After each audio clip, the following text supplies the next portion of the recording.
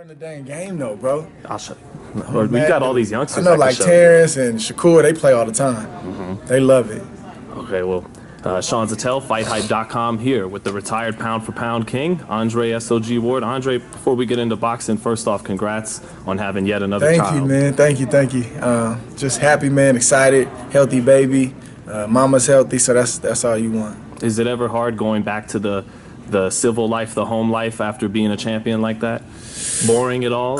It's not boring, you know, because I've always, you know, been like present, even when I was active in my career. Like I would go to camp, focus, do what I got to do, and then, you know, when I'm home, I'm home. Like, and I'm really a homebody. Like I work in the hoopla, and, you know, lights, camera, action. But really, like, my nature, man, I'm really like a laid back dude, and really just I like to be at home. Like, that's my party, man. Stay out of trouble.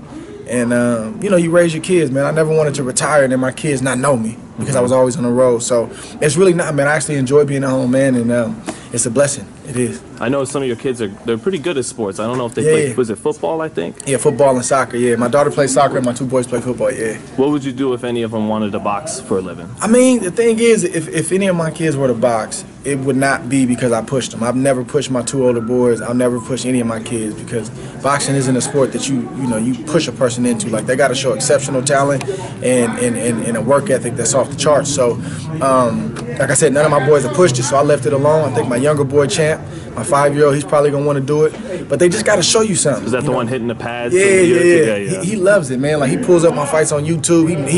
He knows what's going on. Like, he understands it. And my older boys never did that. So we'll see. And if he really wants to do it and he has some skill and he's showing me a work ethic, I'll support him for sure. Just to finish on that, did you ever show them just for self-defense, this is what you do to your boys? Or? Yeah. So, I tell them, man, you got to be able to throw your hands, man. Somebody run up on you or your girlfriend or something, man, you got to be able to put them hands on them. Just a bing, bing, bing, just a 3-piece, 4-piece. So they at least know how to do that, for sure. So I got to ask about Terence Crawford, main event tomorrow. For sure. Dre, is he the #1 pound-for-pound fighter right now? If not, he's right there. Like, you know, he's 1A, 1B, something like that. You know, it's tough. Like, I think, you know, with an emphatic victory tomorrow, it's going to be hard to say no. And it's a fight. It's a fight for the top spot for the young guys. You know, the Spencers, the Crawfords, those kind of guys. So, just like when I was active, man, you can't complain about not being #1. You just got to continue to put yourself in a position where you force those who have a vote to vote you #1, where it's recognized, universal, and Terence is on the right track to do that. Who else deserves to be right there in the running for #1? I don't know, man. I have to really sit and think about it. I think Spence is on his way up. Maybe not #1, but he's another victory or two away from being up there.